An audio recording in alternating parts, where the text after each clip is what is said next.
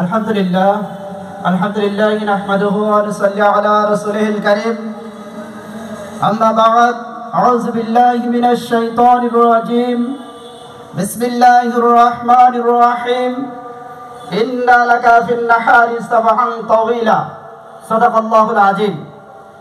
শহীদ কাফেলা বাংলাদেশ জামাত ইসলামী মেহেরপুর সদর বারাদি ইউনিয়ন কর্তৃক আয়োজিত আজকের এই কর্মী সমাবেশ প্রোগ্রামে উপস্থিত রয়েছেন বাংলাদেশ জামাত ইসলামের কেন্দ্রীয় শুরা সদস্য মেহেরপুর জেলা শাখার সম্মানিত জেলা আমির বিশিষ্ট আলেমে দ্বীন হযরত মাওলানা তাজউদ্দিন খান।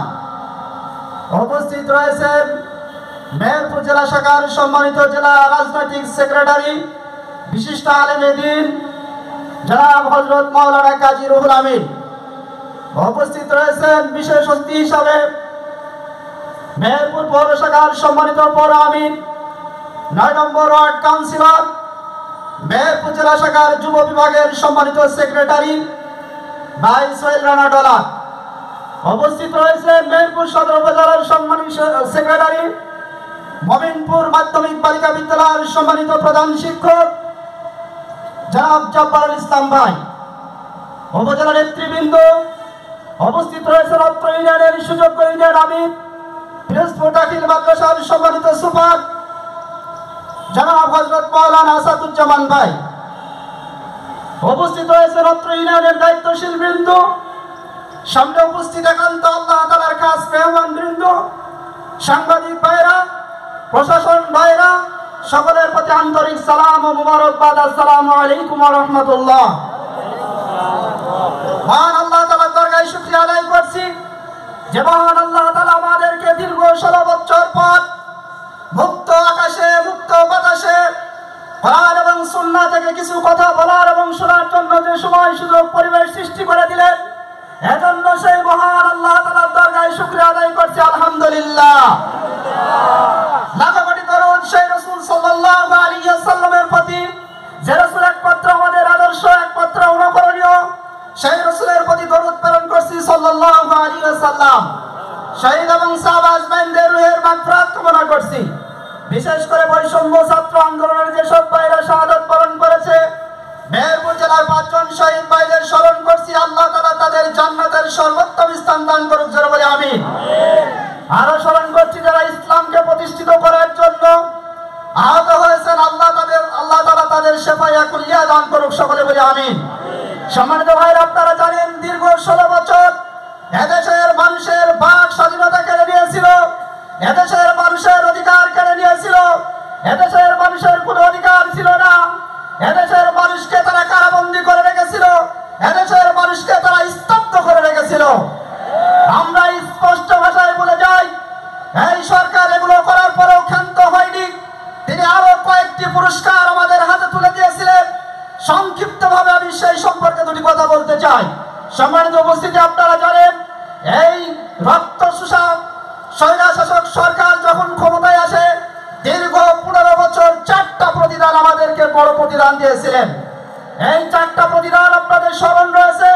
2009 সালে বিরাট বিদ্রোহ যখন শুরু হয়েছিল, সেখানে 57 জন সেনা কর্মকর্তাকে সেদিন হত্যা করা হয়েছিল, এছাড়া অনেক সৈনিককে সেদিন হত্যা করা ছিল। এই সময়টা ছিল 25 এবং 26 ফেব্রুয়ারি। এই সন্তানরা ছিল বাংলাদেশের সোনার ছেলে, এই সৈনিকরা ছিল বাংলাদেশকে শত্রুর হাত থেকে মুক্ত করার সৈনিক। অথচ সেই সব সৈনিকদেরকে এসব দেশ থেকে তারা হত্যা করেছে। সম্মানিত উপস্থিতি, হত্যা করে তারা ক্ষান্ত হয়নি। দ্বিতীয় পুরস্কার আমাদেরকে দিয়েছিল এই স্বৈরশাসক সরকার। আপনারা জানেন 2012 সালের 28 ফেব্রুয়ারি থেকে 3রা মার্চ পর্যন্ত বিশ্ববরেণ্য মুফাসসিরে কোরআন আল্লামা দেলোয়ার হোসেন সাঈদী, যাকে বাংলার মানুষ কোরআনের পাখি বলে জানে, তার আজ্ঞাবহ ট্রাইব্যুনাল গঠন করে তার নিজস্ব বিচারকদের দিয়ে সাঈদী সাহেবের রায় ঘোষণা করেছিলেন ফাঁসির অর্ডার। আপনারা জানেন তিনি এখানে ক্ষান্ত হননি। বাংলার মানুষের কাছে যখন এসেছিল ফাঁসির অর্ডার হয়েছে, তৌহিদি জনতা সেদিন মাঠে নেমেছিল, রাজপথে নেমেছিল, মুসলিম ভাইদেরকে সেদিন পাখির মতো গুলি করে হত্যা করেছে তাদেরকে। সম্মানিত ভাইরা, শুধু গুলি করে হত্যাই করা হয়নি, তাদের লাশগুলো গুম করে দেওয়া হয়েছিল।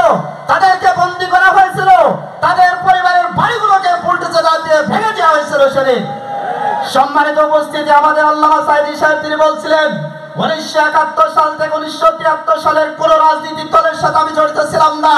তিনি বাংলাদেশের জাতীয় সংসদের ম্যান্ডেটে তিনি ঘোষণা করেছিলেন। সম্মানিত উপস্থিতি, এরপরেও তাকে দুর্নাম দিয়ে তাকে ফাঁসির রায় ঘোষণা করা হয়েছে। এটা ছিল আমাদের দ্বিতীয় উপহার।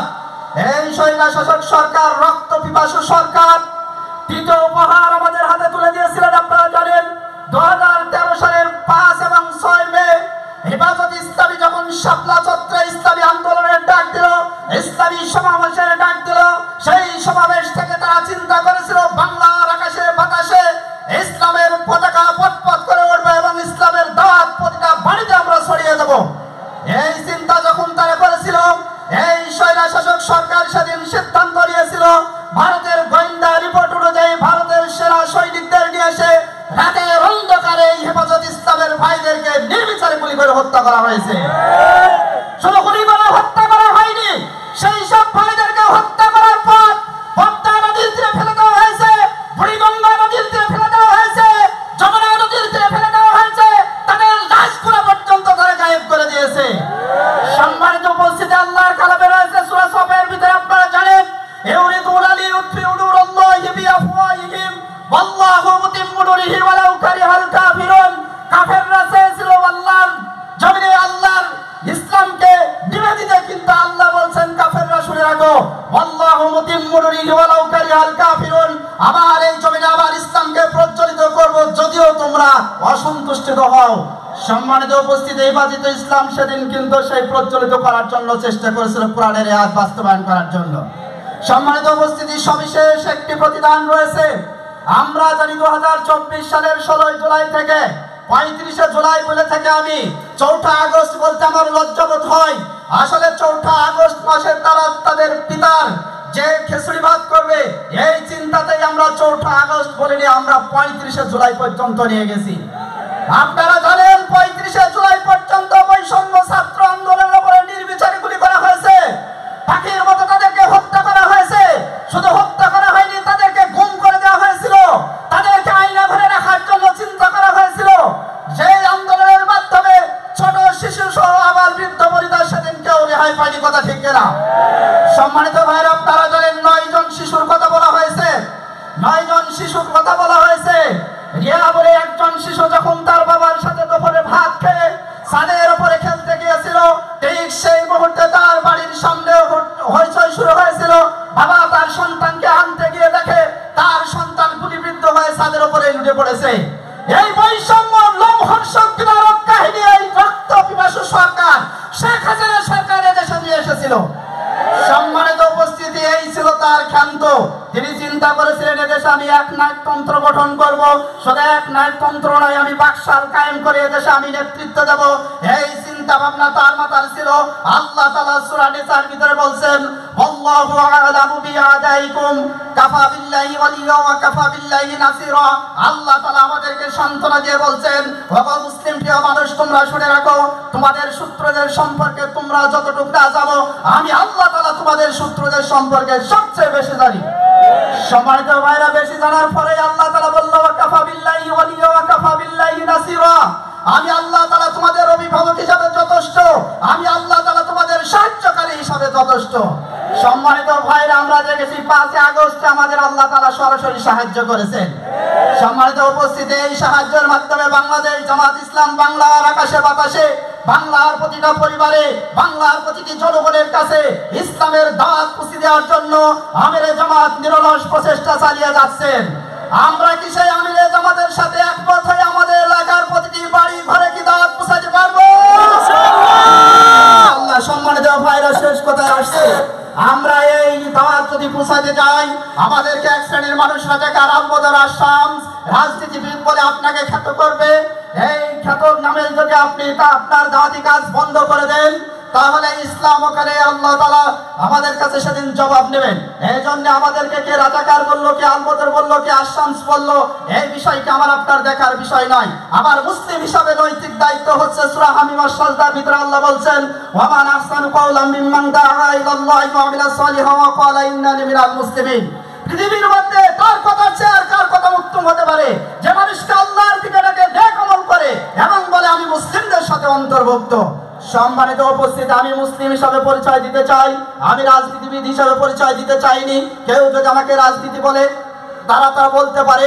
এজন্য ইংরেজিতে একটি কথা আছে, we call you to the teaching of Quran, to the teaching of Hadith, to the rules of Islam, to the way of Islam. If this means politics to you, then this is our politics. আমরা আপনাকে রাখছি কোরআনের শিক্ষার দিকে, আমরা আপনাকে রাখছি ইসলামের শিক্ষার দিকে, আমরা আপনাকে রাখছি হাদিসের শিক্ষার দিকে। এই শিক্ষাকে যদি মনে করেন আপনি রাজনীতি, দেন দিস ইজ আওয়ার পলিটিক্স। এটাই হচ্ছে আমাদের রাজনীতি, কথা ঠিক কিনা? সম্মানিত ভাইরা, আমরা রাজনীতি করি কোরআনের। আজকে কোরআনের রাজনীতি যদি সত্যিকার করতে পারি, তাহলে আজকে সারা পৃথিবীর মানুষ আমাদের দিকে চেয়ে আছে। আপনারা দেখছেন ফেসবুক, ইউটিউবে দিচ্ছে অলরেডি আমেরিকার মতো জনশক্তি আমাদের কাজকে জঙ্গি থেকে তারা উদ্ধার করে নিয়েছে, কথা ঠিক কিনা? সুতরাং সত্যিকার অর্থে যদি কোরআনের রাজনীতি করি, ভারতীয় উপমহাদেশে মুসলিমদেরকে এত দমন নির্যাতন করা হয়েছে, তারপরে ভারতীয় উপমহাদেশ মুসলিমদেরকে কখনো দমিয়ে রাখা যায়নি। তাদেরকে হত্যা করা হয়েছে, তাদেরকে ফাঁসির কাস্টে ঝুলানো হয়েছিল, তাদেরকে দেশান্তর করা হয়েছিল। এরপর ব্রিটিশ পার্লামেন্টে সেদিন কথা উঠেছিল, ভারত উপমহাদেশে মুসলমানদেরকে এত নির্যাতন করার পরেও কেন তাদেরকে দমানো যাচ্ছে না, বিষয়টি খতিয়ে দেখা দরকার। ব্রিটিশ পার্লামেন্টের সেদিন সেক্রেটারিকে দায়িত্ব দিয়েছিল গোল্ডস্টাইনকে, ভারত উপমহাদেশে কি কোনো একটু খোঁজ দিয়ে দেখো মুসলিমদের উপরে তো স্টিম রোলার চালানোর পরেও তারা কেন উজ্জীবিত হয়ে গেছে, বিষয়টি তদন্ত করা দরকার। সম্মানিত উপস্থিতি, সেদিন ব্রিটিশ পার্লামেন্টের সেক্রেটারি ভারত উপমহাদেশে এসেছিল, দীর্ঘ একটি জরিপ করেছিলেন। এই জরিপের সারসংক্ষেপ হিসাবে তিনি পার্লামেন্টে বলেছিলেন এতটুকু, so long as the Muslim have the Quran, we shall be unable to dominate them, we must take either it from them or make them lose their love of it. তিনি এতটুকু কথা বলেছিলেন, আমরা মুসলিমদের উপর ততদিন বিজয় লাভ করতে পারবো না যতদিন পর্যন্ত মুসলিমদের কাছে কোরআন থাকবে। হয় কোরআন তাদের কাছ থেকে কেড়ে নিতে হবে, অথবা কোরআনের ভালোবাসা মুছে দিতে হবে। সম্মানিত ওহিদি জনতা, আমি আপনাদের কাছে প্রশ্ন রাখতে চাই, আমাদের কাছ থেকে কোরআন কেড়ে নিতে পারেনি, কিন্তু কোরআনের ভালোবাসা মুছে দিতে সক্ষম হয়েছে, কথা ঠিক কিনা বলেন? এখন থেকে এই মুহূর্তে থেকে বাংলাদেশ জামাত ইসলাম আপনাকে ডাকতে হচ্ছে কোরআনের সৈনিক হিসাবে, রাসূলের সৈনিক হিসাবে। আমরা সেই সৈনিক হতে পারবো কিনা? দুই হাত তুলে দেখান ইনশাআল্লাহ। আল্লাহ তাআলা আমাদের এই হাতগুলোকে কবুল করে নিন। আল্লাহ তাআলা আমাদের আজকের এই সমাবেশকে সফল ও মণ্ডিত করুক। বারাদি ইউনিয়নকে ধন্যবাদ জানিয়ে আমি আমার কথা শেষ করছি। ওয়া আখিরু দাওয়ানা আলহামদুলিল্লাহি রাব্বিল আলামিন। আসসালামু আলাইকুম ওয়া রাহমাতুল্লাহি ওয়া বারাকাতুহু।